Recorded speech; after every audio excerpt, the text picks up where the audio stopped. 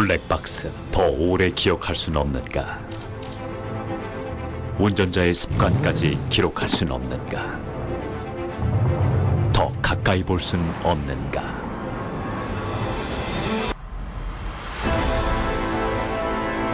블랙박스에 묻고 큐비아가 답하다. 루카스가 만든 블랙박스의 미래, 큐비아.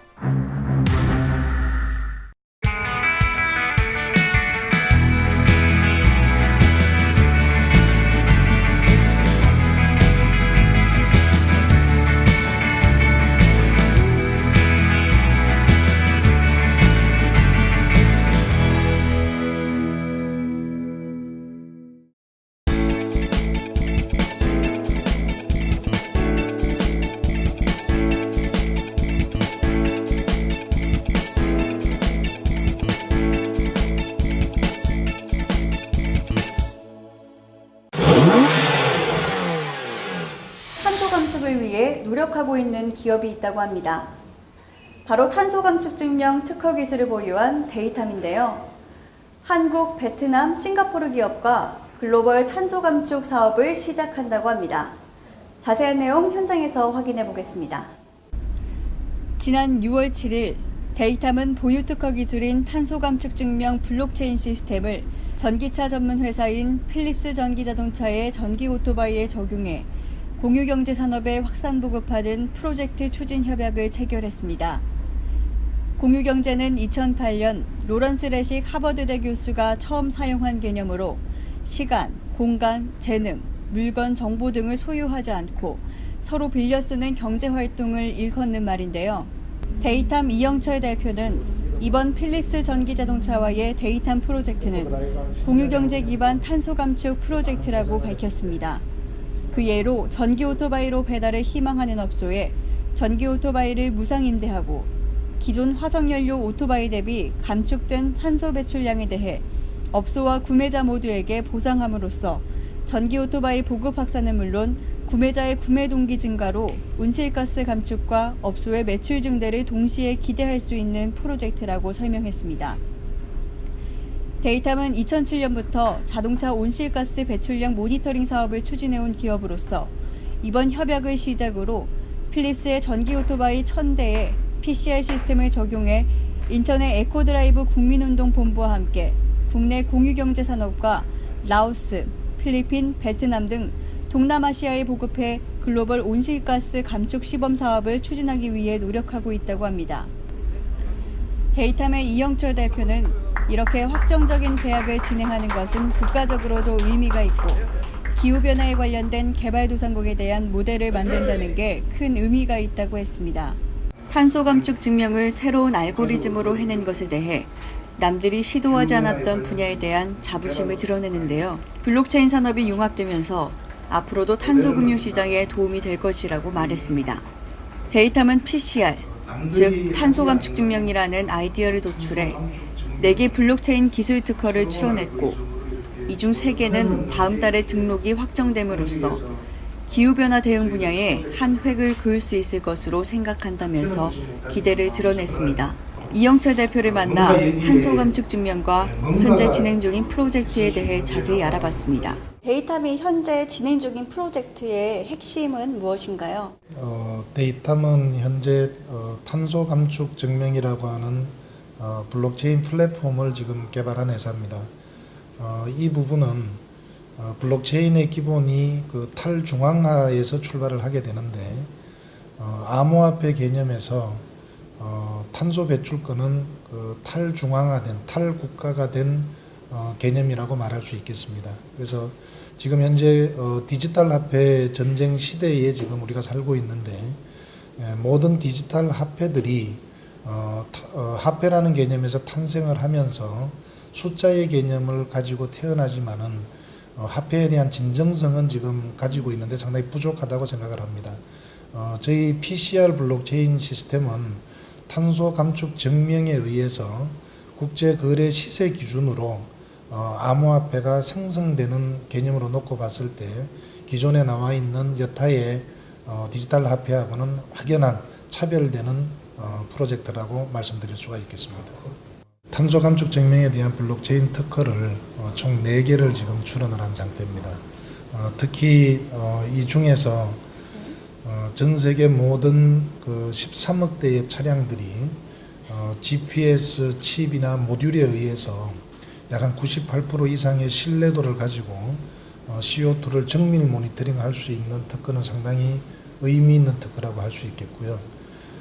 그 다음에 유엔에서 지금 지향하고 있는 2015년도에 파리 협정에 의한 그 신기후 변화 체제에 의해 보면은 교통 분야에 대한 그 여러 가지 그 감축에 대한 대안들이 나오고 있습니다. 거기에는 공공 부분, 즉 전기 버스나 전기 택시에 대한 어떤 중요성이 강조가 되고 있고, 특히 그 운송 수단이 전환됨으로 인해 가지고 그 운송 수단 전환된 것을 사용을 하는 그 사용자에 대한 보상이 상당히 중요하게 지금 대두가 되고 있는데, 그 부분에 대한 저희들이 특허를 3건을 보유를 하고 있습니다.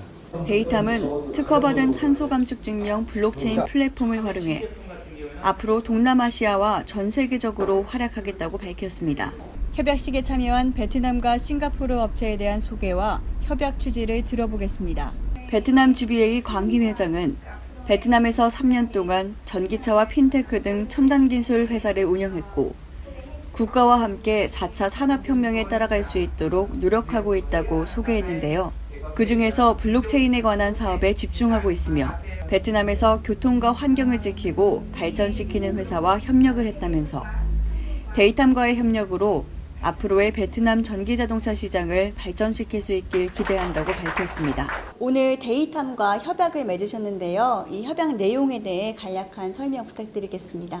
Hiện nay thì, giữa GPA cũng như với Datam hợp tác để có thể là phát triển cái công nghệ mà Datam đã là có cái bằng phát minh sáng chế liên quan đến vấn đề bảo vệ môi trường và tiết kiệm năng lượng ứng dụng ở trên phương tiện giao thông, đặc biệt là phương tiện xe hơi hay là xe máy và xe đạp điện. Thì chúng tôi với Datam sẽ triển khai thí điểm tại Việt Nam, sau đó thì có thể mở rộng toàn Việt Nam cũng như là khu vực ở trong khu vực Đông Nam Á. Hiệu quả thì phải nói là kỳ vọng rất lớn. Đầu tiên là vấn đề là giải quyết được vấn đề môi trường, hai nữa là tiết kiệm được năng lượng, thứ ba là thay đổi về công nghệ giao thông xanh, và thứ tư là vấn đề giải quyết về vấn đề là blockchain cũng như là fintech liên quan đến là công nghệ tài chính. Điều này nó sẽ thay đổi cơ bản và toàn diện về hệ thống giao thông hiện nay tại Việt Nam cũng như các nước ở trong khu vực. 싱가포르 파워텍 유원규 회장은 환경과 미래 신기술에 대한 데이터베이스를 쌓아왔으며, 이를 바탕으로 개발도상국의 신재생 에너지 발전 구축과 관련된 기후금융 및 경영 컨설팅을 하고 있다고 회사를 소개했는데요. 데이탐과의 협약을 통해 기후변화 대응 탄소 감축 사업과 데이탐 프로젝트를 공동 진행하게 돼 기대가 크다고 밝혔습니다. 화석 연료를 이용해서 나오는 모든 그 배출되는 그 탄소를 보상해주는 것으로, 이것이 금융 상품으로 연동되는 것에 대해서는 상상만 했었지 실제로 적용이 돼서 상용화될 수 있다는 것에 대해서는 굉장히 기대가 많습니다. 우리가 지구가 하나밖에 없는데 지금 이산화탄소를 배출하는 쪽과 이산화탄소를 배출하지 않고 대체 에너지를 이용을 해서 하고 있는 쪽에 반대적인 혜택을 줘야 되는 것은 절대적으로 필요합니다. 그래서 그런 거를 중간에 어떤 그런 금융 단위로 보상되고 결제된다는 것은 굉장히 특이하지만 절대적으로 있었어야 될 것이고 이제 나타났다. 행사에 참석한 전 국립환경과학원 엄명도 박사에게 탄소 배출권의 중요성에 대해 들어봤습니다. 초기는 좀 지지부진했었는데 지금은 상당히 이제 활성화가 돼 있고, 이 저탄소는 결국은 이제 기후 변화에 아주 중요한 역할을 차지하고, 이러한 CDM 사업은 뭐 특히 유럽에서는 이제 많이 활성화돼 있고, 근데 우리나라는 최근에 이제 지금 활성화가 돼가고 실제 이제 금융 거래까지도 이루어지고 있습니다. 그래서 그만큼 탄소를 줄이면은 돈도 되지만은 또 기후 변화에 또 적극적으로 기여한다는 좋은 점이 있습니다. 실제 금융거래까지 이어진 탄소 배출권의 중요성은 앞으로 더 커질 것이며 경제적 측면뿐만 아니라 기후변화에도 많은 기여를 할 것이라고 합니다. 블록체인과 가상화폐가 현실이 되고 있는 지금, 이제는 무시할 수 없을 만큼 커진 시장에서 탄소를 줄이는 데에도 사용할 수 있게 됐습니다. 탄소를 감축하면 사용자에게 실제로 이익이 돌아가는 시스템인 이 탄소 감축 증명 플랫폼이 정착돼 친환경이 우리 생활에 더 가까이 다가오길 기대합니다. 현장에서 교통뉴스 공희연입니다.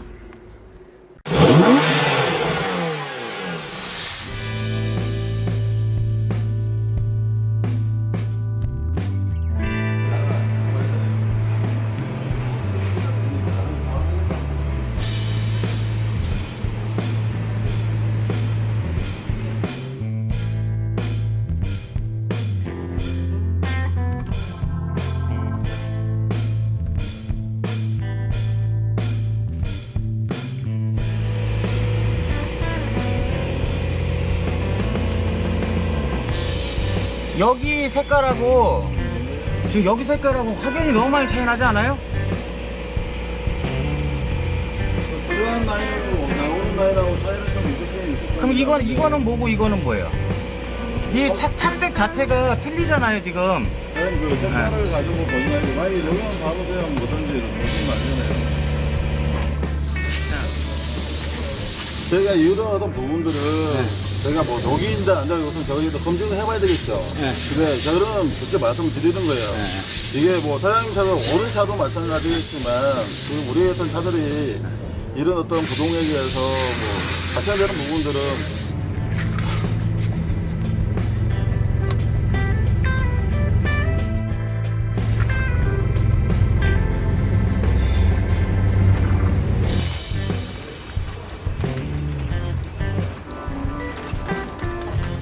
그걸 받아달래요? 네, 여기 직접 나오는 걸로. 아이고, 이게 그냥 동물이네 이건?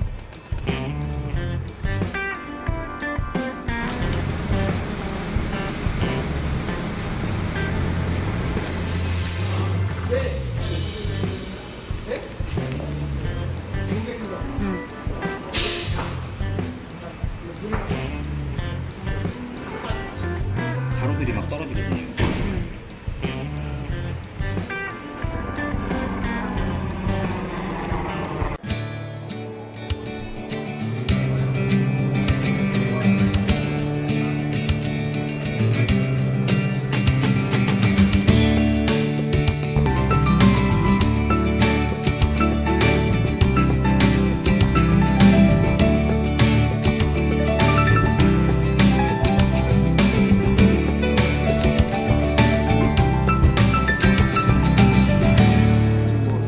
주제에 안 맞게 이런 디커 스티어링 같은 경우는 사실 시대착오적인 건데 네, 이런 것들이 뭐 국산차도 그렇고 많이 쓰지.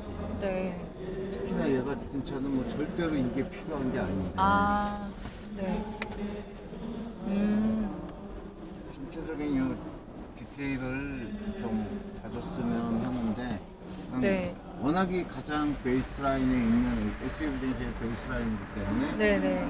차가 가장 간략하고 싸구려틱한 소재를 썼던 건 어쩔 수 없는 거고. 근데 이제 아우디는 이런 장난질을 잘해요. 지금 네. 이것도 뭐냐면 우리가 이 송풍구가 네. 송풍구가 방향 조절을 그냥 아주 옛날 차 같이 아. 손으로 임의로 할 수 있고 네. 방향 조절부의 개폐를 네네. 이 밖에 있는 다이얼로 개폐를 아. 할 수 있게 그래서 조작의 어떤 즐거움이라든가 그런데 정말 쓸데없는 이 뒷거수에서 오는 핸들링 좀 불편하게 한다든가 네네네. 얼핏 보면은 뭐 가지고 쉬운 것 같지만 아주 질감 자체로 보면은 비닐 질감 드러나고 플라스틱 같은 거 보면은 정말 싸구려로 만들어. 다만 비주얼로 보면 네. 팬시하고 고급스러운데 깔끔한데라고 보일 수 있어요. 네. 만져보기 전에는 잘 모르는 사람 모를 것 같아요. 가격이 얼마인지 모르겠지만 얘가 그럼 스토닉하고 또 뭔 차이가 있을까? 라고 생각하면 뭐 스토닉하고 가격 차이만큼 뭐 차별화가 될 거냐 말 거냐고. 근데 아우디는 그 예각으로 라인을 많이 주는데 캘리퍼 라인이 저것도 비싼 라인인데 여기도 라인 끊어져 나온 게 있거든요. 이런 라인은 사실은 뭐 양산차에 들어갔다는 것이 어떤 면에서는 이 친구들의 디자인의 기교가 뛰어나구나라는 느낌도 줄 수 있고, 또 하나는 이걸로 요 사이드의 캐릭터 라인, 두 줄 캐릭터 라인 때문에 이것은 그냥 아우디 Q2의 어떤 뭐랄까 아이덴티티 포인트가 될 수 있는 그런 걸 주고 있어요. 그래서 전체적인 차는 우리가 서브 컴팩트카, 그냥 국산차로 말하면 뭐 기아 프라이드나 아니면 그거보다 좀 위급 정도, 준중형급 정도의 그런 팩 사이즈를 가지고 전체적인 공간 같은 것들은 이제 요즘에 유행하는 SUV의 그런 공간 특성을 잘 살려준 것 같아요. 꾸밈새가 없고 이런 것들은 좋은데 전체적으로 보면 어떻든 저가형의 냄새는 디테일에서 많이 보여요. 가격 경쟁력인데 가격이 얼마인지가 중요할 것 같아요. 그렇죠. 그러니까 가격 경쟁력인데 뭐 디자인 같은 거 어떻게 보면 옛날 그 미니 같이 차의 전체적인 것보다 그냥 그 디자인 갖고 판매가 된다면은 그 중에 이 Q2도 디자인만 가지고 또는 패키징만 가지고 충분히 경쟁력이 있지 않겠나 하는 생각은 들고, 아주 실용성을 추구한다면 어차피 뭐 코나라든가 또는 코나보다 더 스토닉 같은 그런 국산 크로스오버 쪽으로 가겠죠.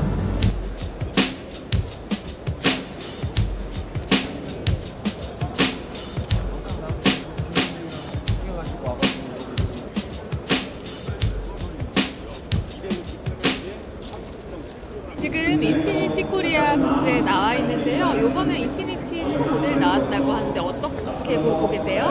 네, 이번에 새로 발표된 인피니티 모델이 바로 이 QX50이라는 모델인데, 이전까지 그 인피니티의 그 컴팩트 SUV 라인 쪽이라면은 약간의 크로스오버 성격의 EX30이라는 모델이 있었어요. 근데 이 모델을 가지고 너무 오래 버티다가 이제 인피니티가 모델의 그 이름 체계를 바꾸면서 네 바퀴 굴림은 이제 Q가 앞에 붙어서 QX가 됐는데, 바로 이 QX50이라고 했던 모델도 사실은 그동안은 그 EX30의 그 같은 뿌리를 두고 개량형 정도였는데, 이번에 발표된 거는 조금 더 크로스오버보다는 또 SUV에 더 가깝게 더 충실한 프로포션이 되면서, 가장 이 차의 특징적인 거는 자동차 역사적으로도 어떤 엔진이든 간에 그 압축비는 항상 고정이었었는데 비해서 이 차는 압축비를 굉장히 운행 상태에 따라서 뭐 7대1, 8.5대1까지도 내려갔다가,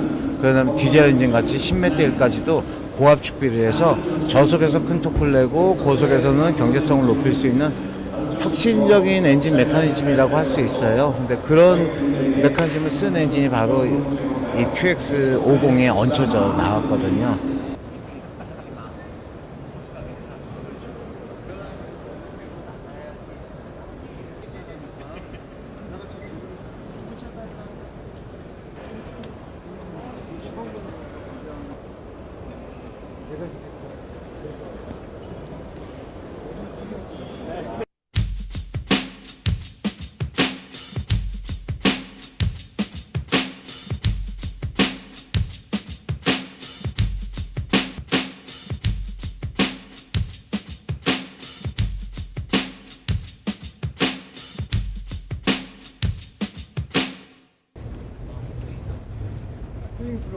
그래서 지금 보면 여기 보면 약간 촌스럽게 눈에 띄게 빨간색하고 네. 초록색에서 R 다이나믹이라고 써 있는데, 네. 이게 바로 BMW의 뭐 M 스타일처럼 고성능의 옵션들이 들어가는 큰 힙이 들어가고.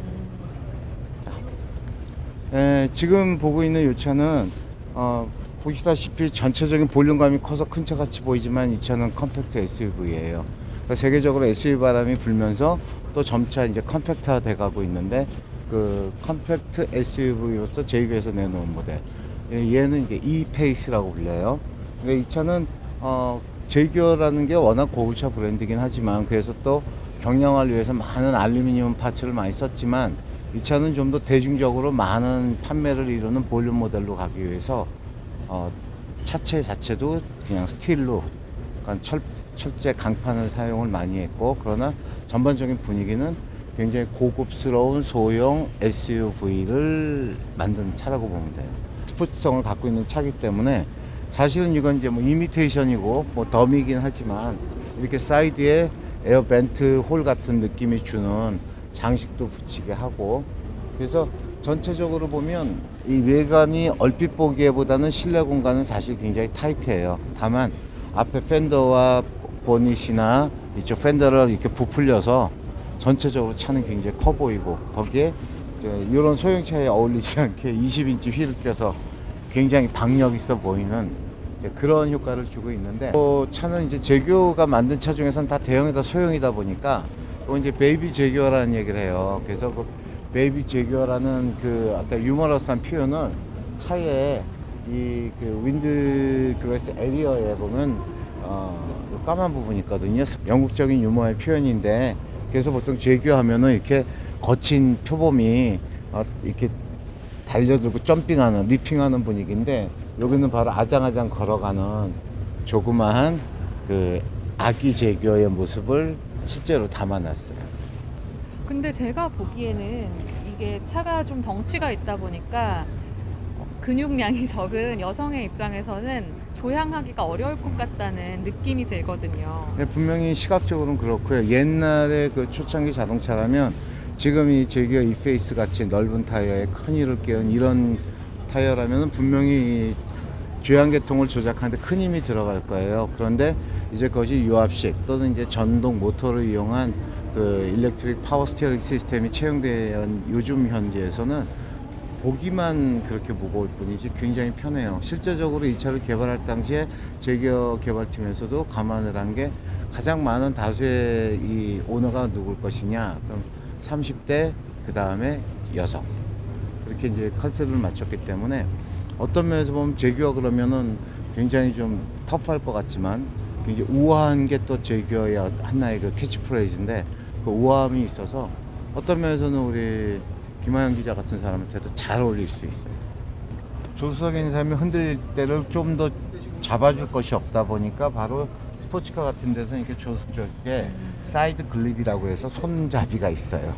이런 거 하나만 봐도 이 차는 스포티한 차입니다라는 걸 디자인으로 보여주는 거예요.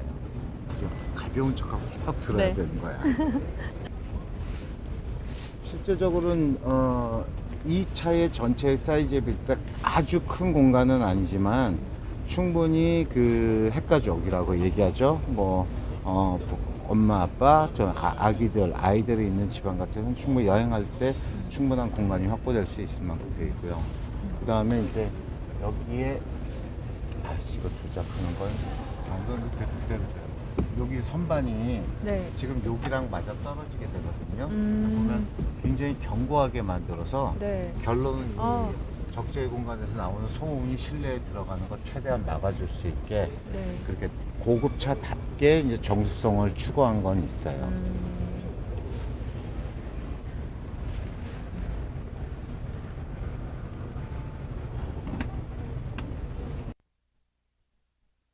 하고 그럼 얘가 어떻게 되어 있냐면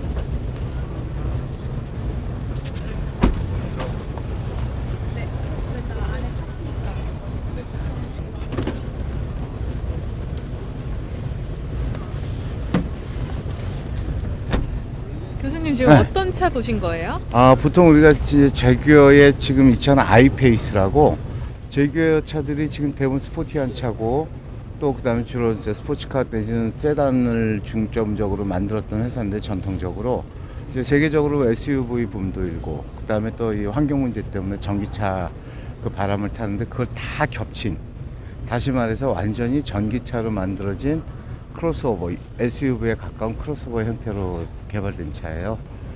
이 차의 디테일을 본다면은 이제 차가 도에서 이제 오픈하고 달릴 때는 이제 8km, 시속 8km가 넘게 되면 자동으로 들어가서 차가 바람, 그러니까 쉽게 말하면 공기 저항을 덜 받게 하고 또 소음을 덜 발생시키게 하면서 운전자한테는 최적의 운전 환경을 줄 수 있게 세팅이 되어 있고요. 연료 게이지가 있는데 이제 이런 차 같은 경우는 전기차다 보니까 이제 충전 잭이 자리하고 있어요. 그래서 충전 잭이 자리하고 있고 이런 것들이 하나의 이 차의 특성인데, 앞에서 본다면은 지금 현재 제규에서 맨 첫 번째로 나왔던 F-Face라는 고성능 SUV가 있는데, 고성능 SUV랑 얼핏 보면 비슷하지만 전혀 다른 컨셉이에요. 차체도 낮고. 그래서 제규어가 역사적으로 얘기하는 그 페이스라고 자기들이 내세우는 캐치프레이즈 중에 하나가 페이스, 빠름인데 그 빠름을 느끼게 하고 또 실제로 빠른 성능을 갖고 있고 주행거리도 400km가 넘는 그런 고성능의 장거리용 전기차 크로스오버라고 볼 수 있어요.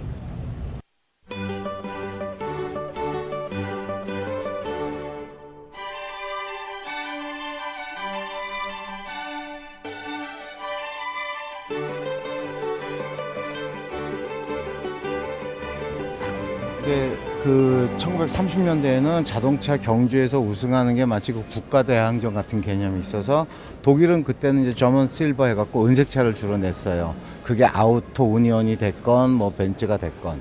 근데 바로 벤츠에서 지금 W25라는 건 차체 번호가 25번이라는 건데 25번째 W25의 이 모델은 바로 2차 대전 직전에 그때 이제 모터스포츠에 뛰어든 모델이에요. 그래서 이 차 같은 경우에는 모노포스트라고 해서 1인승 경주용 자동차, 지금으로 하면 포뮬라 1 같은 경주에 참전했던 차인데 이 차는 지금 보시기엔 굉장히 뭐 커배고 또 이렇게 투박해 보이긴 하지만 그 당시에로선 뭐 경량이라고 할 때는 750kg 정도의 가벼운 걸로 많은 성능을 올려서 그 당시 히틀러가 이제 독일 저먼 게르만 민족의 중흥이랄 때 상징적으로 내세웠던 것 중에 하나가 바로 이 모델이에요. 독일 차들은 모두 은색을 칠한다고 그랬잖아요. 얘가 얼마나 그 당시에 사람들한테 빨리 달렸는지 화살같이 날아가. 그래서 실버 에로우라는 별명이 붙었는데 그 실버 에로우라는 이 별명이 벤츠 레이싱 팀의 팀명으로서도 쓰이기도 했어요. 벤츠가 자동차 역사다라고 큰 소리치고 얘기하는 게 바로 이 차예요. 이 차가 뭐냐면 휘발유 엔진을 얹어서 자동차의 형태로 이동수단으로서 처음 특허를 받은 차예요. 1886년 1월 29일. 그걸 이제 우리가 휘발유 자동차의 그 원년이라고 얘기하는데, 그래서 원래대로는 그냥 벤츠 모터 바겐 또는 3휠러 모터 바겐이지만 지금 공식적으로 페이턴트 모터카 또는 페이턴트 모터 바겐, 그래서 페이턴트가 특허니까 특허차라고 해서 1886년에 나왔던 것. 물론 이것도 벤츠의 설계도 그대로 해서 복제한 차지만 그 차가 지금 한 대가 여기 지금 있는 거고요. 벤츠가 이제 1904년도에 만든, 그 당시에는 이제 출력 같은 거 표시하는 게 차 모델이었거든요. 그래서 보면 여기 보면 메세스 심플렉스 2832마력. 20년대가 아니라 1900년대 초에 들어왔을 때 마차 형태가 어느 정도 벗어나서 자동차 형태를 갖춘 차로 모습을 보여주고 있어요. 근데 그 당시의 차들 치고는 굉장히 그 휘라치나 이런 데를 아주 깔끔하게 다듬어서, 그래서 이제 고급차의 이미지를 그때부터 만들어 왔다라는 거고, 그 당시의 차들은 이제 그 스틸 가공 기술이 없다 보니까 저렇게 나무로 해서 림을 짜서 맞춰주는 이런 구상이었고, 이때만 해도 자동차의 엑셀 페달, 뭐 휠 페달, 초크 뭐 여러 가지들이 다 차마다 제각각이었어요. 그래서 저 계기판이나 이런 것들이 조작법을 다 모두가 알아야 됐었고, 그러다가 이제 이거는 벤츠에서 이제 뭐라고 할까, 고성능의 차, 좀 더 스포티한 차를 만들겠다고 해서 시도한 차인데 1927년이니까 뭐 지금 나이로 따지면 92, 우리 아버지랑 동갑이네. 어떻든 간에 이 차는 이제 그 당시 모델은 벤츠 24 140마력 모델 이런 식으로 이제 그때는 모델을 불렸어요. 근데 이제 여기 이 차 같은 경우에는 이게 지금 긴 휠베이스의 대형 페이턴 바디라고 그러는데 앞뒤까지 다 여러 사람이 탈 수 있는 그런 큰 대형 차고, 요거보다 좀 짧은 차, 크루즈라고 잘랐다는 도구에서 나온 K가 붙으면 이제 조금 더 작은 차인데, 그럼 더 짧아지고 가벼워진 만큼 좀 더 고성능을 내겠죠. 그래서 그 차가 바로 지금 벤츠의 고성능의 차, 요 차부터 출발을 해서 이제 10년 뒤에 바로 더 고성능의 차가 나온 게 바로 540K라는 거고, 그 540K를 모델로 해서 다시 만들어진 차가 바로 히틀러가 타고 있던 그로서라는 모델이에요. 요 얘의 기본에서 조금 더 강화되고 커진 놈인데, 어떻든 27년도에 있는 벤츠 24 140마력짜리는 굉장히 그 벤츠의 역사상으로 우리가 이제 고성능의 화려하고 고급스러운 차를 만드는 시작점이라고 볼 수 있어요. 저는 1930년대에 나온 170이라는 모델이에요. 170V라고 지금 생각하면 배기량이 그 정도 작으니까 소형차라고 생각하겠지만 그 당시에는 굉장히 고급차 역할을 만들어서 2차 대전 이전에 마지막 개발된 벤츠의 지금 뭐 소형이죠.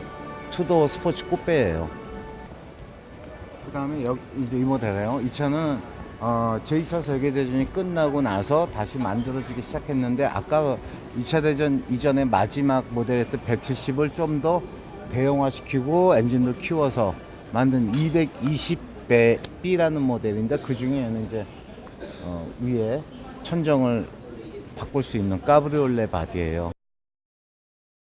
그래서 그 당시에 이제 오픈탑을 하는 차들은 다들 굉장히 뭐랄까 호사스럽고 고급스러운 차들이 보통 나가고 있는데 이 차가 바로 그 당시에 이제 독일을 대표하는 2차 대전 이후의 모델로서의 차예요. 220B.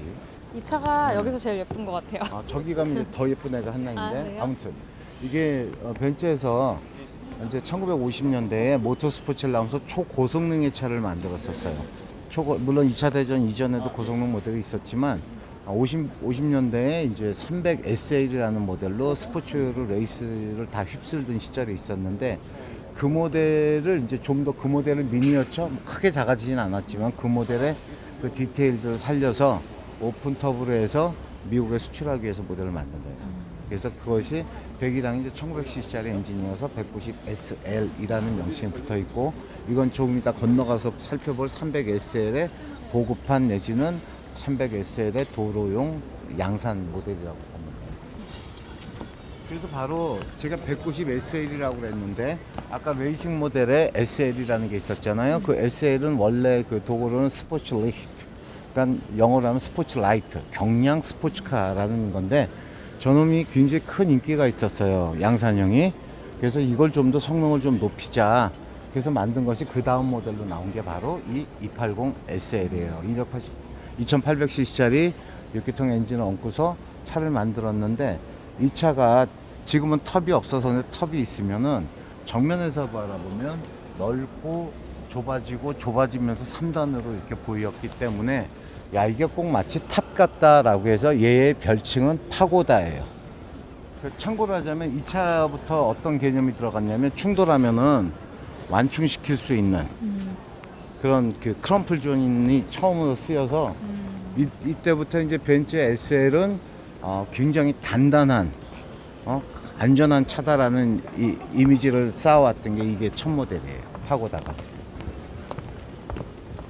끝에 우리 170 모델부터 봐가지고 170, 220, 190, 280 하고 오면서 그동안은 이제 벤츠의 어떤 스포츠 모델들을 보여줬다면 진짜 정통 고급차로서의 벤츠를 보여주는 게 그 당시에 그 6000cc의 배기량을 가지고 있는 600이라는 모델이었는데 그 중에 600 풀만이라고 여긴 뭐 PULL이라고 되어 있는 도고고 풀만이라고 하는 건 뭐냐면 여러 명이 탈 수 있는 리무진이라는 얘기예요. 그래서 옆에서 본다면은 옆에 창문이 벌써 4장씩 들어가 있어요. 하나, 둘, 셋, 넷. 쪽창을 배제하더라도.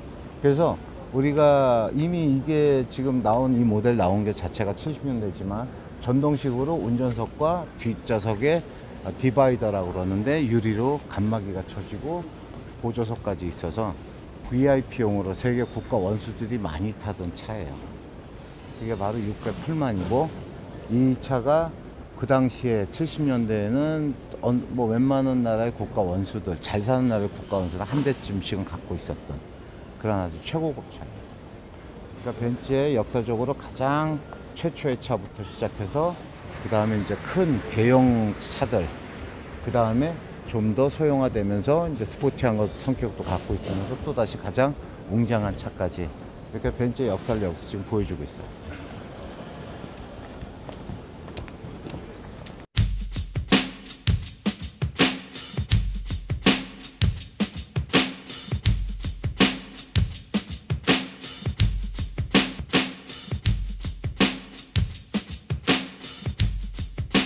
이 차는 어떤 차인가요? 지금 보통 우리가 뭐 사막의 롤스로이스라고 얘기하는 게 바로 렌지로버예요. 그래서 남들은 뭐 그 정도로 고급차다라고 하는데 고급차인 건 맞고, 근데 원래는 롤즈로이스도 R이고 레인지로버도 R이다 보니까 그 이제 주로 오프로드용이다 해서 사막에 롤즈로이스라는 명칭이 붙긴 했는데, 이 차는 진짜 그 SUV 중에 롤스로이스급이라고 할 만큼 엄청나게 고급형 차예요. 이 차는 이 같은 레인지로버라는 가장 고급 브랜드의 가장 탑 모델에서도 가장 고급 트림이에요. 거기다가 휠 베이스가 훨씬 커져서 롱휠 베이스 버전인데, 여기에 내장을 가장 고급과 편의 장비를 아낌없이 박은 오토바이오그래피라는 트림명을 갖고 있어요. 그래서 여기 디젤 엔진이 얹힌 모델 같으면 벌써 2억이 넘어가고, 가솔린 엔진이 얹힌 모델 같으면 3억이 넘어가는 진짜 엄청나게 고가의 차인데, 이 차가 SUV의 전통이라는 건 첫째로 가장 큰 특징이 뭐냐면, 오프로드에 달리게 되면은 트랙션이 많이 걸리기 때문에 타이어와 거친 노면을 잡아주는 이 휠 볼트가 굉장히 많은 힘을 받게 되어 있는데, 그 많은 힘을 받게 되어 있어서 보통 일반적인 우리가 자동차에 알고 있는 휠 볼트보다 훨씬 더 굵고 튼튼한 휠 볼트가 박혀 있어요.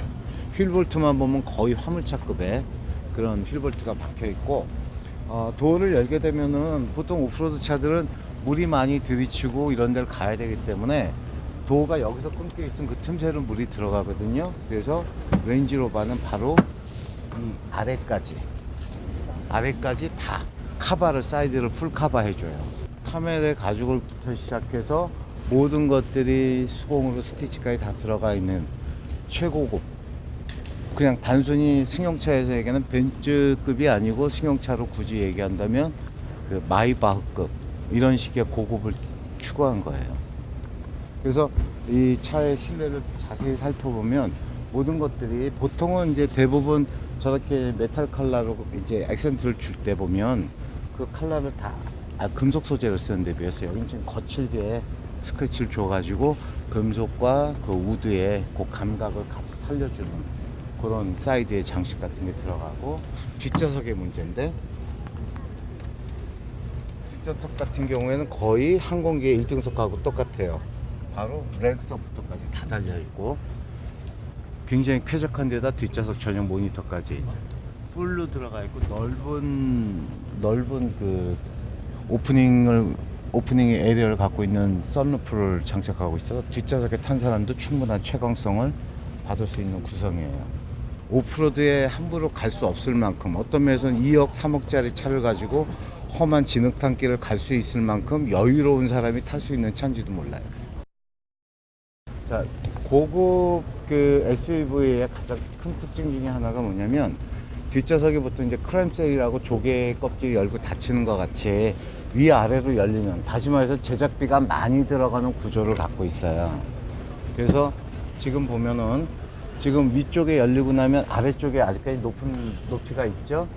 이 부분을 다시 낮추게 되면은 여기서 이렇게 넓게 되는 게 이게 뭔 의미가 있겠느냐 하겠지만, 아웃도어에 나가게 될 경우에는 이 위에 걸터 앉아서 뭐 낚시를 할 수도 있고, 또는 여기서 그냥 얘기를 나누고 차를 마실 수도 있는 벤치가 되는 거예요. 근데 얘가 지금 얼핏 생각하면 되게 약할 것 같은데, 평균적으로 여기 한 300km 정도를 버틸 수 있는 구조적인 견고함이 있어서, 뭐 가족들, 뭐 부부의 아기 하나라도 같이 안고서 바람이나 자연을 즐길 수 있는 그런 여유를 갖게 만드는 편의성, 그 다음에 큰 짐을 지어도 여기다 한번 걸쳤다가 밀어넣을 수 있는 공간적인 특징이 있습니다.